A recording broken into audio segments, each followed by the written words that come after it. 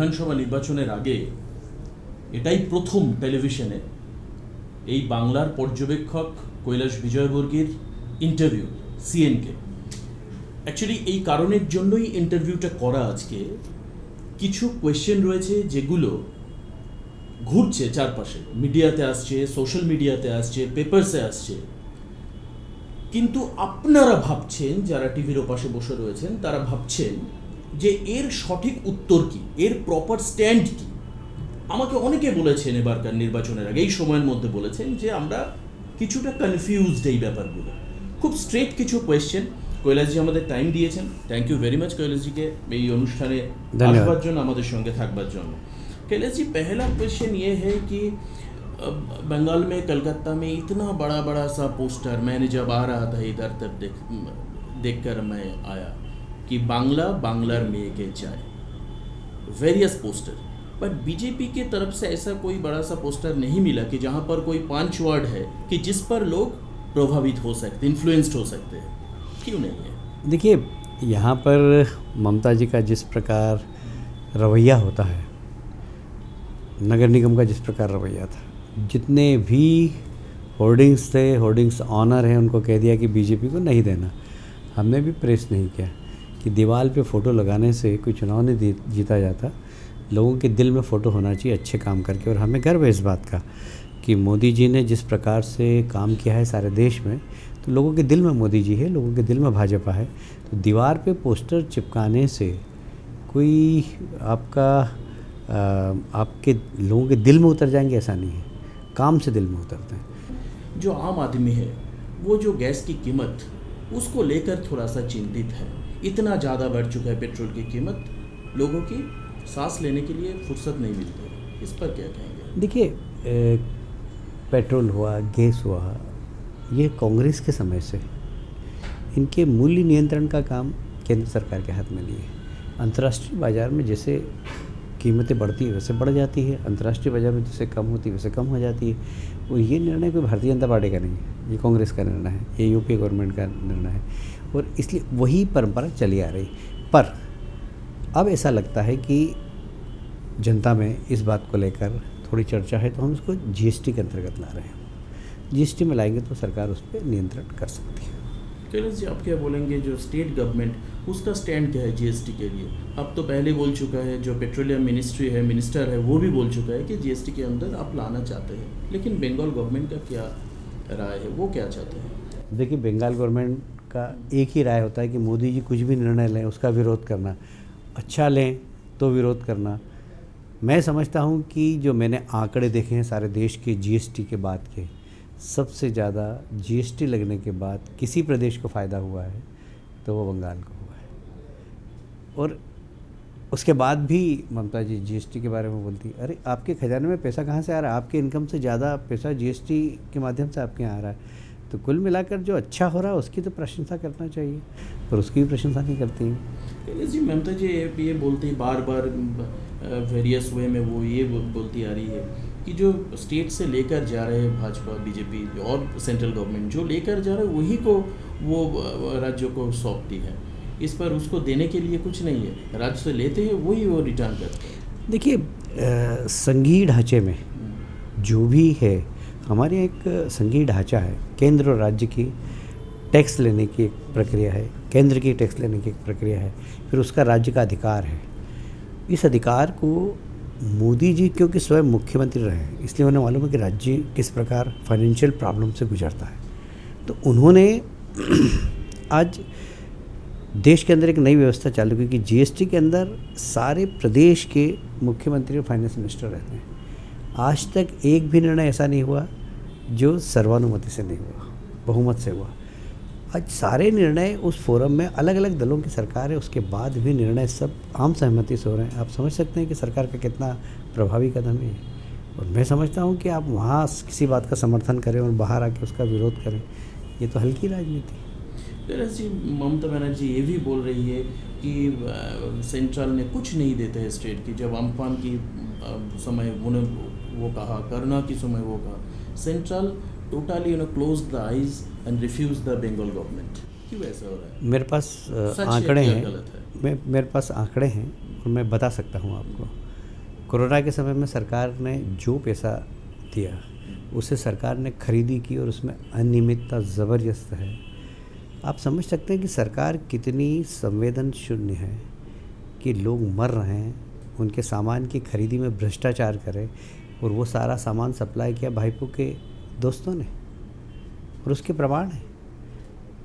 जो दूसरे राज्य में किट 800 रुपये में खरीदी गई, यहाँ 1500 में खरीदी गई, 3 गुना ज़्यादा। केंद्र सरकार पैसा भेज रहा है, इस प्रकार दुरुपयोग कर रहे हैं उसका। अल्फान का पैसा भेजा, बताइए कितने लोगों को मिला। हाई कोर्ट ने कहा है मिला किसको मिला? 2-3 मंजिले जो इमारत है उसको मिला कि ऐसे ऐसे उभर कर आ रहे हैं। अब बीजेपी के लीडर भी बोल रहे हैं कि तृणमूल का जो लोग है उसको फैमिली को मिला है। हमने जो लाइव इंटरेक्शन प्रोग्राम किया सीएम में, ऐसे वो बोला कि जो दादा को मिला, भाई को मिला और रिलेटिव्स को मिला। इसके लिए आपका क्या बोलना है इस पर? वही तो मैं कह रहा हूँ कि कैसे हो सकते हैं, जिसको मिलना चाहिए उसको नहीं मिला, और जो टीएमसी का सिंडिकेट ग्रुप है उसको मिला। जी आप बार बार बोलते आ रहे हैं कि डबल इंजन सरकार चलेंगे राज्य पर, तब पीपल की जो फैसिलिटीज़ है वो पाने के लिए सुविधा होगा, वो कैसे होगा? देखिए, पहला उदाहरण तो मैं भी आपको बता दूँ, किसान सम्मान निधि। किसान सम्मान निधि सारे देश में लगभग प्रधानमंत्री जी 90,000 करोड़ रुपया बांट चुके हैं, पर बंगाल के किसान अभी तक नहीं प्राप्त कर पाए। मुझे गर्व है कि देश के प्रधानमंत्री ने जब हल्दिया में सभा में उन्होंने कहा कि चिंता करने की ज़रूरत नहीं किसान भाइयों, हमारी सरकार आ रही है, हर किसान को पुराना पैसा भी मिलेगा। जैसे ही भारतीय जनता पार्टी की सरकार बनेगी, 15 दिन के अंदर बंगाल के किसानों को खाते में 18,000 रुपये सीधा पहुंच जाएगा। ये पहला एक उदाहरण बता रहा हूँ। अब आप बहुत सारी चीज़ें हैं जो राज्य और केंद्र के समन्वय से होती है। ममता जी ने तो एक ठेका ले रखा है कि बस मोदी जी का विरोध करना, मोदी जी की योजनाओं का विरोध करना।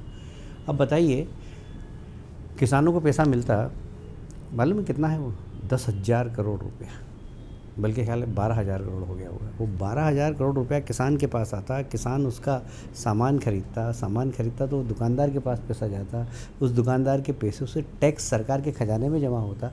अब रोटेशन कितना बड़ा चलता है, उससे प्रदेश की अर्थव्यवस्था को सपोर्ट करता हो। पर हमारे अहंकार के कारण हम मोदी जी का पैसा लोगों को नहीं बांटेंगे। अहंकार थोड़ी होना चाहिए, सत्ता में अहंकार नहीं होना चाहिए, सत्ता में विनम्रता होना चाहिए, सत्ता में झुक के काम करना चाहिए। अगर सरकार आपको मिल जाए, अच्छे शब्दों का प्रयोग करना चाहिए। प्रधानमंत्री के लिए किसे शब्दों का उपयोग करते हैं? दुर्योधन, रावण, ये शब्द इस प्रकार प्रधानमंत्री और गृहमंत्री के लिए बोले जाते हैं क्या? राष्ट्रीय अध्यक्ष के लिए क्या शब्द बोले गए?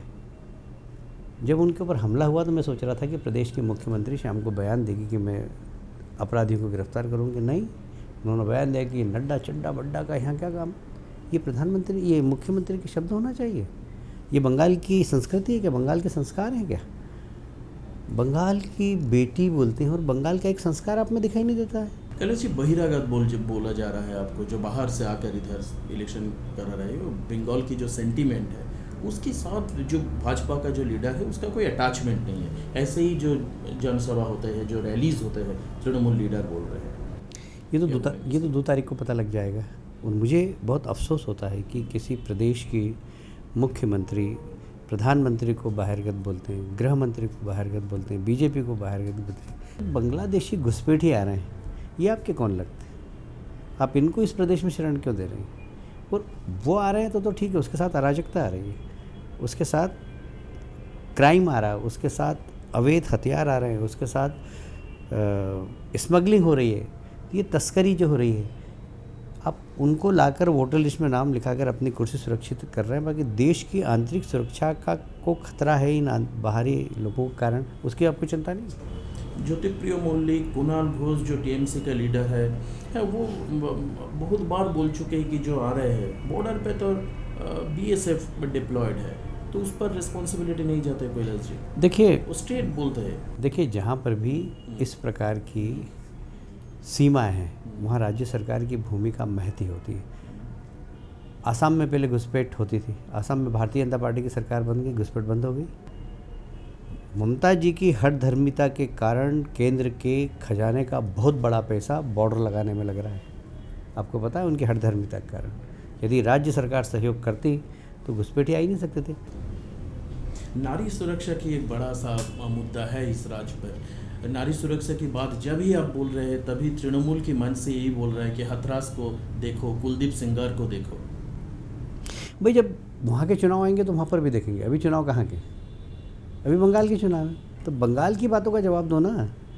शोभा मजुमदार को यदि मारा गया टीएमसी के गुंडों ने और आप कह रहे हो घर से गिर गई, आप कितना संरक्षण दोगे? उसने मरने के पहले बयान दिया कि मुझे टीएमसी के गुंडों ने मारा। उसकी गलती सिर्फ इतनी है, उसकी मौत का कारण ये है कि उसका बेटा भारतीय जनता पार्टी का कार्यकर्ता है। क्या इस बंगाल के अंदर भारतीय जनता पार्टी का काम करने वाले कार्यकर्ता को आप ये सजा देंगे कि उसकी माँ के ऊपर हमला करेंगे 80 साल की? ये संस्कार है कि बंगाल के? कैलाश जी, शोभा मजुमदार का जो बेटा है गोपाल मजुमदार अभी भी डरे हुए हैं। तो उस लास्ट दिन जब हमारे स्टूडियो में आए थे तो बोले हम जो सेफ्टी और सिक्योरिटी के लिए हम बोलेंगे, किसको बोलेंगे, क्या करेंगे? पुलिस के लिए आप बार बार बोले कि पुलिस न्यूट्रली काम नहीं कर रहे। आप भी बोले आपको गाड़ी हर जगह पर गाड़ी को रोकता है पुलिस, और ऐसे कुछ काम करते पुलिस की भूमिका को लिए क्या कहेंगे? देखिए, पुलिस की भूमिका इस प्रदेश के अंदर जो है वो मैंने कहीं पर भी नहीं देखी। पुलिस का राजनीतिकरण होता है, पुलिस राजनीतिक प्रभाव से काम करती है, पर पुलिस अपराधी और राजनीतिक दलों का नेक्सस यदि किसी प्रदेश में है तो यहाँ पर है। मुझे अभी जानकारी मिली, मेरे पास पक्का सूत्र नहीं है, कि अभी जो अनूप माझी लाला नाम का कोई यहाँ पर कोयले का डॉन है, माफिया है, उसकी कोई डिस्क बरामद हुई है। उसमें इस प्रदेश के मेरा ख्याल है 16-17 आईपीएस अफसरों के नाम हैं, ऐसा मुझे पता लगा है। कैलाश जी, जो बिनॉय मिश्रा का इशू, अब हम जब आप माझी का बात बोला तो बिनॉय मिश्रा का बात मेरे दिमाग में आया। बिनॉय मिश्रा, या आप क्या सोचते हैं कि इन्फॉर्मेशन लीकेज हुआ है, वो सितंबर में गायब हुए, इंडिया से चला गया दुबई में, शायद ऐसे बात आ रहा है कि वो दुबई में है। तो जो इन्फॉर्मेशन है उसको मार्च में इंक्वायरी किया जाएगा, उनको मार्च पर इंटरोगेट किया जाएगा ईडी ने और सीबीआई, ये बात उसको कैसे पता चला? सितंबर में वही फरार हुआ। अब देखिए, इस बारे में तो मैं कोई टिप्पणी नहीं कर सकता, पर इतना ज़रूर कह सकता हूँ कि विनय मिश्रा और भाईपो के क्या संबंध है उसके प्रमाण मेरे पास हैं। ये साथ में हवाई जहाज में विदेश गए, ये साथ में होटल में रुके। होटल में इन्होंने क्या किया ये मैं सार्वजनिक रूप से टिप्पणी नहीं कर सकता, पर मेरे पास उसके भी प्रमाण हैं। पर मैं किसी की व्यक्ति की ज़िंदगी में झांकना नहीं चाहता और कभी इस प्रकार के कमेंट्स करना भी नहीं चाहता। पर विनय मिश्रा और भाईपो के जो संबंध हैं, जिस दिन विनय मिश्रा आएंगे, पकड़ाएंगे, उस दिन निश्चित रूप से अभिषेक जी को जेल जाना पड़ेगा। कैलाश जी, आप तो ये राज्य का प्रभारी हैं और जो बंगाल के जो आदमी आपके पर उम्मीद रखे हुए हैं कि आप कुछ बोलेंगे, आप कुछ करेंगे, तो इसलिए मेरा ये क्वेश्चन है, हमारे अनएम्प्लॉयमेंट का जो प्रॉब्लम है, कैलाश जी आप भी समझते हैं कि अनएम्प्लॉयमेंट बड़ा सा प्रॉब्लम है, लेकिन दूसरी तरफ central government all the time they are going to the privatization, वो लोग प्राइवेटाइजेशन के पर है। तो अब जो सरकारी जो चाकरी है, हम यही पकड़ कर चलते हैं कि 2 तारीख को आपका विनिंग होगा, सब कुछ होगा, तो उसके बाद जो गवर्नमेंट का जो नौकरी है वो मिलेगा बंगाल की जो युवा है, युवती है। देखिए, प्रधानमंत्री जी ने एक बहुत अच्छी बात कही थी अपने भाषण में। उन्होंने कहा था कि आप नौकरी करने वाले नहीं, नौकरी देने वाले बने। और इसीलिए जो स्टार्टअप योजना है, बैंक को ऐसे लोगों को सहयोग प्रदान करना, और मुझे कहते हुए बहुत गर्व है कि इस योजना का लाभ लेकर लोगों ने बहुत बड़े बड़े लोगों को एम्प्लॉयमेंट दिया है। युवा खुद आगे बढ़े और काम करें, यह अवसर मोदी जी की सरकार ने देश के युवाओं को दिए। इंडस्ट्रियलाइजेशन होगा 100% बंगाल में, बैरकपुर में जो कंपनियां बंद हुए हैं, मैं दावे से कह सकता हूँ कि भारतीय जनता पार्टी की सरकार आएगी तो सबसे पहला काम इंफ्रास्ट्रक्चर, दूसरा काम लॉ एंड ऑर्डर को ठीक करना, गुंडों को सब जेल भेजना, और तीसरा काम इंडस्ट्रियलाइजेशन, क्योंकि यहाँ पर बेरोजगार नौजवान यहाँ पर शिक्षा प्राप्त करता है और वो नौकरी करने जाता है बेंगलोर, हैदराबाद। कैलाश जी, बंगाल जानते हैं, मैं जानते हूँ और आप भी जानते हैं, नंदीग्राम इस बार इतना emphasizing, all and everybody emphasizing to Nandigram के बारे में इतनी दिन बाद मुख्यमंत्री जी बात किया कि पुलिस नहीं थे, पुलिस ने गोली नहीं चलाया था, जो चलाया था वो दूसरा लोग है। तो इसके बारे में आप क्या कह रही है? लोगों को वायरल हो रहा है इस वीडियो को, पुलिस नहीं थे। अब देखिए, उनके दो बयान हैं मेरे पास। एक बयान तो ये है कि जिन पुलिस अधिकारियों ने यहाँ गोली चलाई उनको मैं बख्शूंगी नहीं, और वो पुलिस अधिकारी आज भी वीआईपी पोस्टिंग पे हैं, रिटायर होने के बाद भी ममता जी की सेवा कर रहे हैं। जिन पुलिस अधिकारियों ने वहाँ गोली चलवाई थी, फिर ममता जी का दूसरा बयान देखा कि वहाँ पुलिस अधिकारियों ने गोली नहीं चलाई। मतलब आप कैसी मुख्यमंत्री हैं? आपने मुख्यमंत्री के रूप में जवाब दिया कि उन पुलिस वालों को छोड़ूंगे नहीं, और उन सबको वीआईपी पोस्टिंग कर दी। मैं पूछना चाहता हूँ आपके चैनल के माध्यम से, ममता जी जो उस समय वहाँ पोस्टेड अधिकारी थे, वो आपकी सरकार में वीआईपी ड्यूटी पे रहे, और रिटायरमेंट के बाद आपने फिर से उनको रीएम्प्लॉयमेंट दिया। ये नंदीग्राम की जनता के साथ न्याय किया गया आपने, और इस सब बात का बदला नंदीग्राम की जनता लेगी। और इसीलिए मैं कह रहा हूँ कि वहाँ पर नंदीग्राम से ही ममता जी की नेतृत्व की शुरुआत हुई थी, और वहीं पर समापन होगा। अरे कैलाश जी, जो दिनहाटा में जो केस हुआ अमित सरकार के, तो जो विवेक दुबे ने उन्हें रिपोर्ट दिया कि वो सुइसाइडल केस है, लेकिन आपने पहले ही डिमांड किया कि जो तृणमूल ने उसको मर्डर किया। देखिए, विवेक दुबे जांच एजेंसी नहीं है। विवेक दुबे वो रिपोर्ट दिया है, पुलिस ऑब्जर्वर है। उन्होंने कोई इन्वेस्टिगेशन थोड़ी किया, इन्वेस्टिगेशन किया बंगाल की सरकार ने। ओके कैलाश जी, और एक क्वेश्चन है हेल्थ इश्यूज़ के लिए। मुख्यमंत्री जो हमारा जो चीफ मिनिस्टर है वो एकाधिक बार बोले कि सुपर स्पेशलिटी हॉस्पिटल बनाए इधर उधर, तो हॉस्पिटल के लिए लोग कुछ डिमांड बीजेपी की गवर्नमेंट के ऊपर है कि जो सुपर स्पेशलिटी हॉस्पिटल या एम्स बने बंगाल में, ये हो सकते हैं। सुपर स्पेशलिटी सरकार बनाने के लिए, अस्पताल बनाने के लिए उन्होंने अस्पताल की बिल्डिंग बना दी। आज हर ज़िले में केंद्र द्वारा भेजे गए पैसे की बिल्डिंग है, पर वहाँ डॉक्टर नहीं है, वहाँ दवा नहीं है, वहाँ पर कोई व्यवस्था नहीं है। सरकार ने केंद्र सरकार के पैसे का दुरुपयोग किया, और जो राज्य की हिस्सेदारी जवाबदारी थी उसका निर्वहन नहीं किया। बिल्डिंगें पड़ी हुई है पर वहाँ डॉक्टर नहीं। बताइए मेरे को, मेरे ख्याल से 16 सुपर स्पेशलिटी हॉस्पिटल की बिल्डिंग बंगाल के अंदर बनी हुई है, पर वहाँ सुपर स्पेशल डॉक्टर नहीं। ये किसकी जवाबदारी है? और मुझे कहते हुए गर्व है कि हमारे घोषणा पत्र में अमित शाह जी ने घोषणा की, 1 नहीं 2 नहीं 3 एम्स बनाएंगे। कैलाश जी, आप जो बार बार ये बोल रहे हैं कि परिवार तंत्र, पॉलिटिक्स में जो फैमिली आ चुका है, तो इस पर तृणमूल के लोग ऐसे बोल रहे हैं कि जो आपके लीडर्स हैं उसको भी जो है परिवार के लोग वो भी पॉलिटिक्स में है, तो इसके बारे में क्या? आप तो बार बार भाईपो बोल रहे हैं। एक बाय बोर्न लीडर होता है और एक कृपा से नेता बनता है, जैसे भाईपो है। भाईपो का क्या योगदान है इस प्रदेश की राजनीति में बताइए? यदि वो ममता जी के भतीजे नहीं होते तो क्या होते मुझे बताइए? किसी वार्ड के अध्यक्ष नहीं बन सकते थे वो, इतनी योग्यता भी नहीं उनमें। क्या योग्यता उनमें, क्या योगदान है टीएमसी बनाने में उनका? क्या योगदान है? क्या किया उन्होंने इस प्रदेश के लिए? सिर्फ कोयला माफियाओं को संरक्षण दिया, सैंड माफियाओं को संरक्षण दिया, गाय की तस्करी कराई, गोरू की तस्करी कराई, गोल्ड माफियाओं को संरक्षण दिया, ये सब काम उन्होंने किया। इससे प्रदेश का क्या हित हुआ मुझे बताइए? हम तो जो इंटरव्यू का एकदम शेष जगह में आप पहुँचे। अनुब्रत मंडल एक लीडर है जो बीरभूम पे राज करते हैं।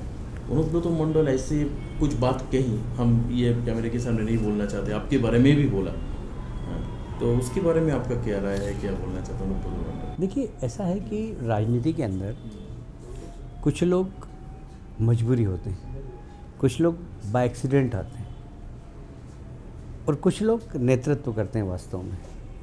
तो यदि मैं कहूँ कि मजबूरी का नाम है अनुव्रत, बाय एक्सीडेंट है अभिषेक, और लीडर है ममता जी। 3 प्रकार के लोग होते हैं। अनुव्रत उनकी मजबूरी है।